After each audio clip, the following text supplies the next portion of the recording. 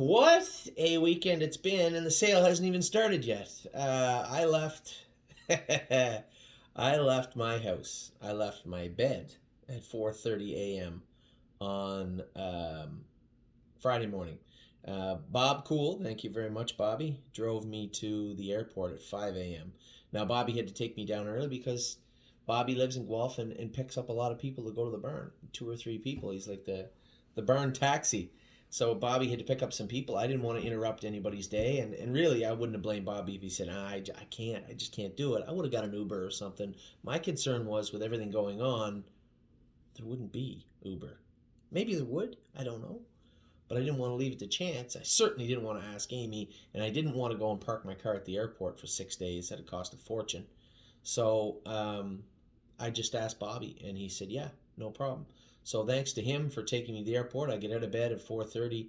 I was in his car just a tick after 5. Got to the airport. Now, what a culture shock. Wowzers. Toronto International Airport. Walk in the door. Blew right through security. No big deal. There's no nexus right now type thing. And it splits off after you go through. Anyway, it doesn't matter. I get right through, no problem. And I didn't know if there was going to be added security or what security there was in Toronto, so I want to make sure I was there early. I get through, no problem. I sit down, I'm like, what am I getting, a tea or something? Nothing. Not a thing was open. Now you're saying, well, I think it's 5. No. Leading up to the airplane leaving at 8:30, nothing is open. I sat there for an hour and a half. Nothing. You could get a water and like one of those sandwiches that are pre-made in the plastic things anyway. Nothing's open. So I get on the plane. Now my flight went from Toronto to Chicago, Chicago to Indianapolis. Get off the plane in Chicago. Everything is open. There's like 3 Starbucks open. Everything is open in Chicago. Everything. At the airport, at O'Hare Airport. Get what I needed, sat down, get my next flight to Indianapolis. I land. Now, Indianapolis, 45 minutes from, 50 minutes almost from the airport, from the racetrack. I got a hotel room in a town called Fishers, which is 25 minutes from the track. It was fine. It was right in between the airport and the track. I got to relax before I went to the races, and it worked out real well. I get down, maybe lay down for about 40 minutes, went to the track, went last trip with Spirit of Dio, and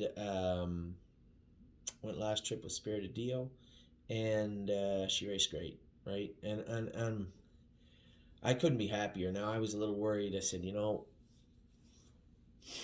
I tell you guys all the time, I treat your money like it's mine. I treat your horses like they're mine. It's the best way to do it, I think, right? I own a significant chunk of globetrotting. I didn't even drive globetrotting because I'm not worried about Anthony McDonald. I was worried about everybody else. If I get down there and, things don't work out with globetrotting and Trace Tetrick, Tim Tetrick, Dexter Dunn, whoever is sitting in the driver's room, Trace Tetrick already won with globetrotting this year. So it just made sense to me. I own none of Spirit of Dio, but I was sitting there with my wife before the draw, and I said, if things don't go good, if she makes a break and I'm sitting at home on the couch, man, I'm going to feel bad. And it was actually Amy that said, you should probably go drive that filly, right?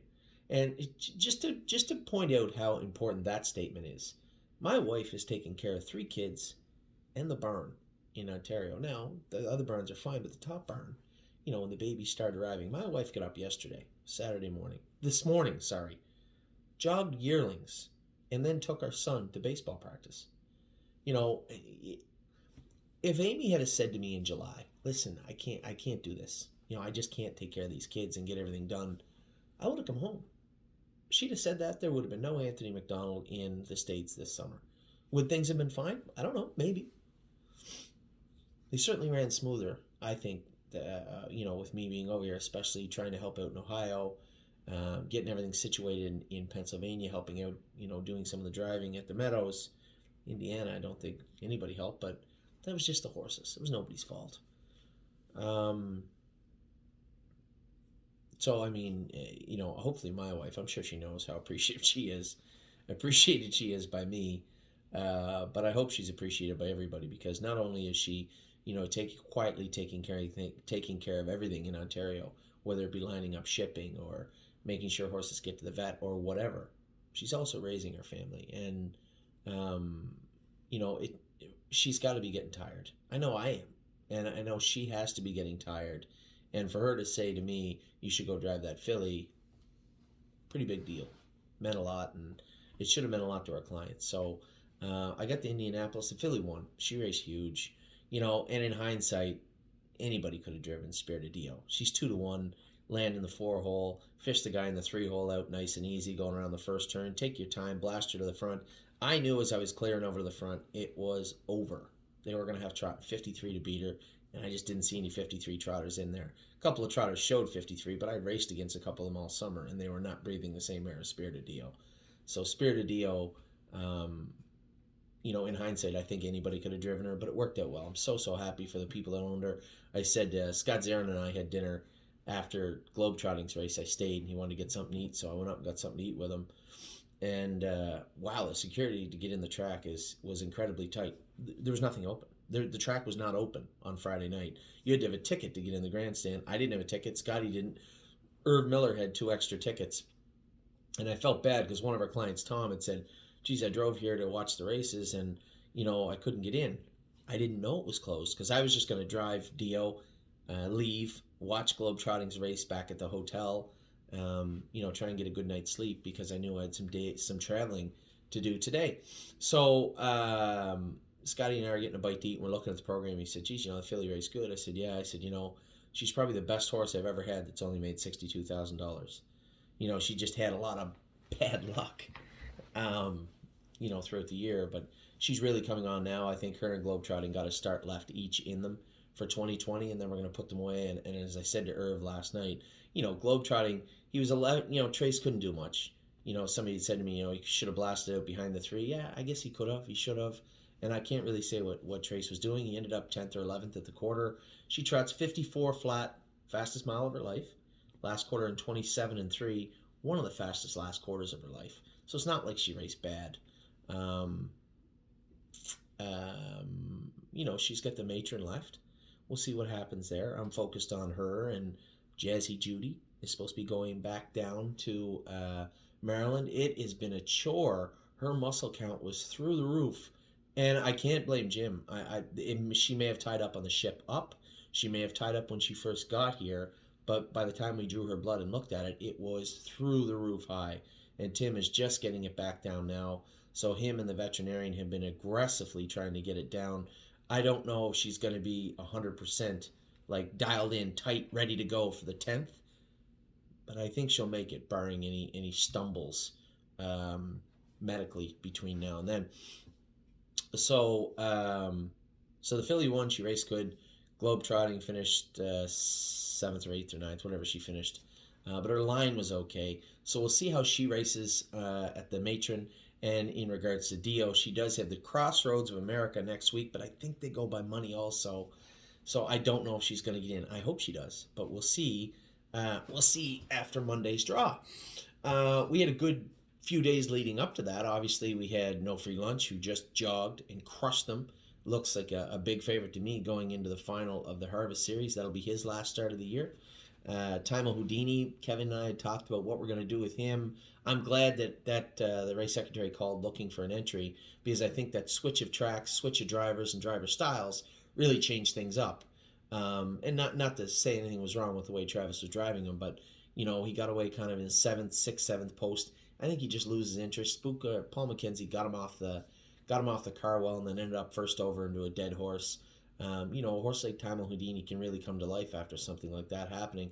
So good for him. And then obviously Cavill Hanover won in Philadelphia. Looked great. Marquardt has done a fantastic job with him.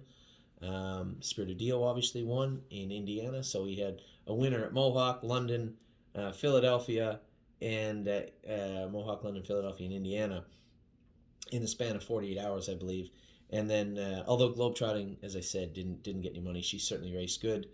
And then big news also, Yes, our boy Yes, don't forget about Yes. He qualified, this is his second qualifier. He won the first qualifier in 58, and he won also his second qualifier in 56-3 the other day. Is he ready to go in an open somewhere? Ooh, I don't know about that. I just popped into my head when I was thinking about him. Maybe a preferred two at Flamborough or London. That might help him, get some muscle back on him. I just think I looked quick. He's got 8,000 made last three. He's got 35,000 made last five, and 46,000 I think made last eight. Not a lot out there for a horse coming back off a minor injury. James said he was dialed in perfect the other day. Said he seemed a little flat, but he was out by himself the whole way, right? A seasoned horse like him that's done a lot of racing. It's almost like horses that have been through it, been through racing. They know some mornings you go to qualify and like, that horse was flat. And you go out to race them, they roll in behind the lights in the starting gate and they just change, right? So now that I say it out loud, maybe maybe a preferred two at Flamborough, maybe preferred two at London, maybe. I mean, our options are the Meadows. Send him right down to Irv. I just don't think he's ready to get there yet. I think a preferred two might be better. The horse does have a world record on a half-mile track. I think he can get around a half. I don't know. So I think maybe we'll try yes in Flamborough or in London. Makes sense now that I say it out loud. Some interesting news. So we had won with the filly Cabernet last week. And I had a gentleman call me. He called me earlier in the summer looking to sell a Swan for All colt. Nice colt, well-bred. He had some pictures of him. Looked good. And then they wanted quite a bit of money for him. And I just wasn't in the mood to, I wasn't in the market for a rather expensive Swan for All. I didn't mind getting a couple if I could, but I wasn't going to pay, top dollar for one. So it kind of was on the back burner right from day one. And then he had updated me close to the sale and said they had to take an OCD out of an ankle, I believe. It wasn't a big deal. And then he gets sick and he missed the sale. I never thought about it again. So somebody connected to the barn had bought Johan. We had put Arctic Force, Bottle of Red, Changing of the Guard on gate. A couple of people were interested in Bottle of Red, and then we had to scratch her because she was sick. The gentleman had messaged me, keep up, I don't need to jump around, had messaged me and said, are you still interested in that colt? I didn't really know who he meant. And I was like, I'm sorry, you've lost me. The colt, the Swan for All colt. I said, we already got 3 Indiana breds. It's kind of what I was looking for this year. Not really. I said, even if I was interested, I don't know that we could get any of our clients interested at even remotely what you were looking for the horse. He said, what about trading? I said, I don't really know what we have to trade. What about Bottle of Red? I said, I can't trade Bottle of Red.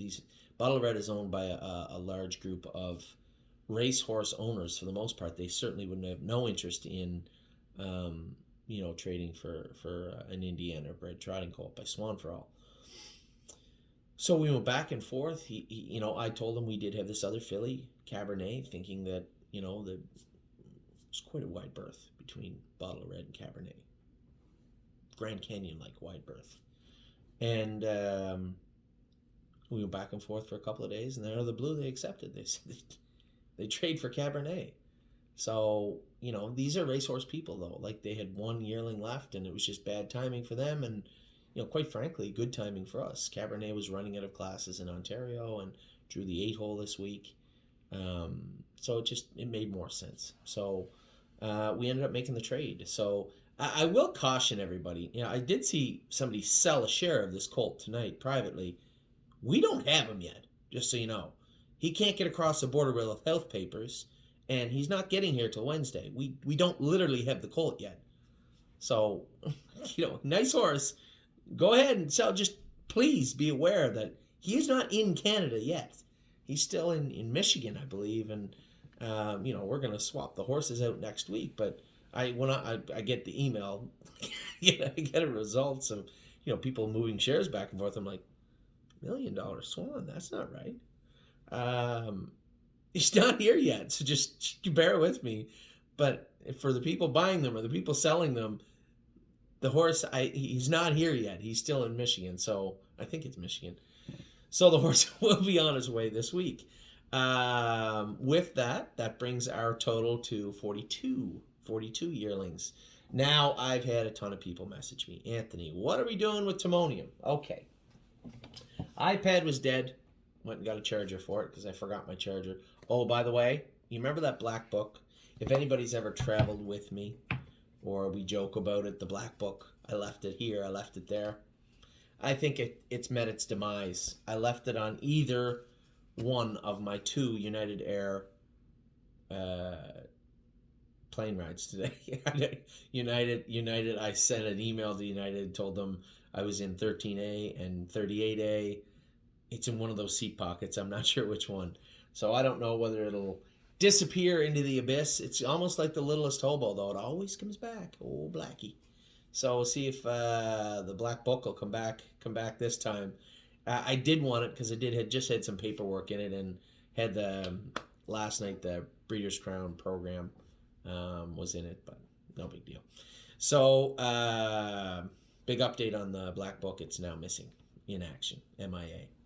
So I wasn't that worried about it, and I said, you know what? I better do those videos with all the names and stables on it. Oh, wait. They're in the black book. So it took me an hour and a half. I wrote down every horse. I think I got them all, though. Wrote down every horse. Do you know that we have turned out right now?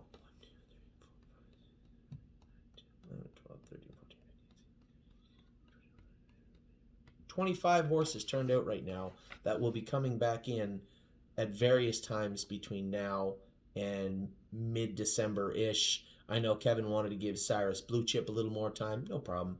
Harry wanted to turn out perfect record, but we want to race him this winter, so he's just getting a short turnout. Little taste of the turnout. 25 horses turned out. 2 mares. 1, 2, 3, 4 horses away from home right now at the smaller barns. We have 125 horses in total right now. So, what are we going to be doing at Timonium, somebody asked, which precipitated me to write out these lists. Don't worry, I got them all done. I'm going to be doing the videos tonight. It's 10 o'clock. I'll get them done tonight. I have a number of lists here for Timonium. Now, let me be as crystal clear as I can. There will be, Kelly has every horse in Timonium on a list. If you have interest in any horses, put your name beside them, because if we don't have interest in the horses, I'm not bidding on them. Plain and simple. We have virtually 42 yearlings, and in that 42 yearling list is virtually all we needed, right? I have 15 Ohio breds. I wanted 18 to 20. 15 is not the end of the world. Keep in mind, it's not even November. It's November now. Tomorrow, in 2 hours, it's November. We likely will have some breeders that are going to reach out to us and want to send horses to us. Every year we do. We're at 42 now. I'm not buying more than 3 or 4 horses. You know, we did have Michael again had reached out and said, Anthony, I want 1 more Ontario bred pacer. Oh my God, pacer. Sure we can. Yep. Now the reason we can do that is because Michael wants to buy 35% of one of them. We have a number of other clients that reached out with similar stories. I did tell a large contingency of New York clients that we would buy 1 more New York bred. Now, I know one of those people is also very interested in an Ohio bred down by the seaside. So we have people that wanted to get a Fear of the Dragon. Didn't get one of them yet. People that wanted to get it down by the seaside. We have one, and that person owns a couple of shares, but was hoping we could get another. No guarantees. See what I can do, Larry. Michael wanted another Ontario bred pacer. There is tons of Ontario bred pacers. So that's 3. What else do we need? We already have more than enough Pennsylvania breds. We have more than enough Indiana breds now with $1 Million Swan coming. We could use a New York bred. The first one, Bomb Hugger is sold out. So for those New York clients, don't forget to reach out to me, because if I pick up the thing and it says 8% of a New York bred is spoken for, that means there's probably an 8% chance I'll be bidding on one, just so you know. So last sale of the year, this year's been a little bit different. We've had a great outpouring of support and response from, the lists that Kelly sends out, and 2, just from our clients. We still have some Ohio breds that I want to get sold out, and I will be reaching out to a number of people this week about getting that. I've been talking to people. We've been selling shares this week, but at the same time, I would like to move a few more. So 15 Ohio breds, 12 Ontario breds. See if I can get this right. 15 and 12 is 27. 3 New Jersey breds is 30. 7 Pennsylvania breds is 37. 1 New York bred is 38. Missing something. New Jersey, Pennsylvania, New York, Ohio, Indiana, 4. It's 41. I don't know. It's 42 anyway. I did the count. 42. So I can tell you the exact list, but it's in my black book in the seat pocket of the United Airlines plane. Someone could tell you the list. I just can't right now. So we have 42 yearlings. I will probably expand that to 45, maybe 46 this week. I'm not coming down here saying I'll buy 7 and buy 20 like I did in Lexington, and that's because the Lexington prices were tilted our direction. It doesn't matter how much they tilt. In Timonium, we don't need a whole lot of anything. We have clients that are asking for stuff, and if it is supported by other clients, and by all means, I'll be happy to buy. I'll find you the horses. Don't worry. But I want to color inside the lines of Timonium. We've had a great sale season. We've had a great year. I don't want to turn it into a bad year and overstretch myself. So realistically, I'm looking at 3, maybe 4. So if you want to help me with that, now keep in mind, I said we have enough New Jersey breds, but there is one I rather like. You guys know what I'm getting at. There are horses in this sale that fit a mold. So 4 could potentially come 5 if everything worked out perfectly, but make no mistake, we're not getting a pile of horses at Timonium. So that's where I'm at right now. Reach out to me. Send me a note. Hey, Anthony, this is what I'm looking at. What is your price point? The same as you always do. Or, hey, Anthony, it's so-and-so. I'm in for X amount of percentage of this type of horse or this amount of money. Just make my job easier for me for the next 7 days, will you please? So if that's what you want to do, I am very happy to help out. So I am going to do a video. I could do a rough video tonight and get it to you tomorrow, or I could do a very thorough video for you tomorrow. So I think I'm going to get up early. I'm going to be at Timonium. I'm going to have my list. I have a list here of a lot of horses I want to look at in video, and I'm going to bring them to you. Then I'm going to take a look at an overview of the sale myself and say, okay, of the list of horses we have, which ones are we likely to really go after? And what does that price point look like? So I am going to be doing a number of videos tomorrow, but there's no point in bringing you a half-ass list tonight. So I'm doing these videos tonight. It's Saturday evening. I'm going to get up early. By Sunday, 3 o'clock, I should be back here. By Sunday, 6 o'clock, I should have a really concrete list for you to sink your teeth into. And then you can have these videos hopefully Sunday evening. That's the plan. So that's where we're at. That's the opening. I know it was a little dull, but hey, we had a great week at the track. No free lunch. Tamil Houdini, Spirit of Dio, Cavill, Hanover raced great. Yes, qualified. Globetrotting raced good too, although we didn't get paid.